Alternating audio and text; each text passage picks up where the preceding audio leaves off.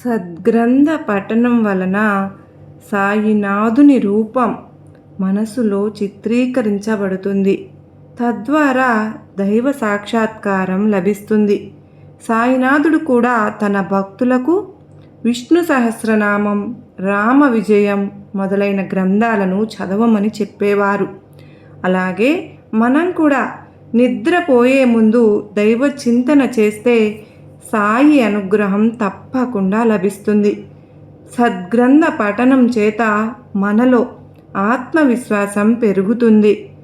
మన ఆలోచన విధానంలో ఎంతో మంచి మార్పు కలుగుతుంది. మన మనసు నిర్మలమవుతుంది.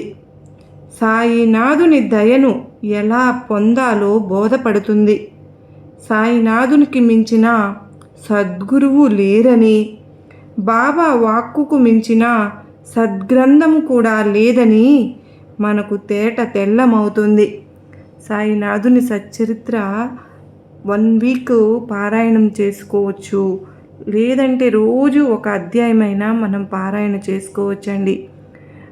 తమ కోరికలు నెరవేరాలని ఎన్నో వేల మంది చాలా బాబావారి సచ్చరిత్రను 1 వీక్ నియమంగా పెట్టుకొని బాబావారి పారాయణం చేస్తూ ఉంటాం. పారాయణం చేస్తున్నప్పుడు ఎటువంటి నియమాలు పాటించాలో మరొక వీడియోలో తెలుసుకుందాం.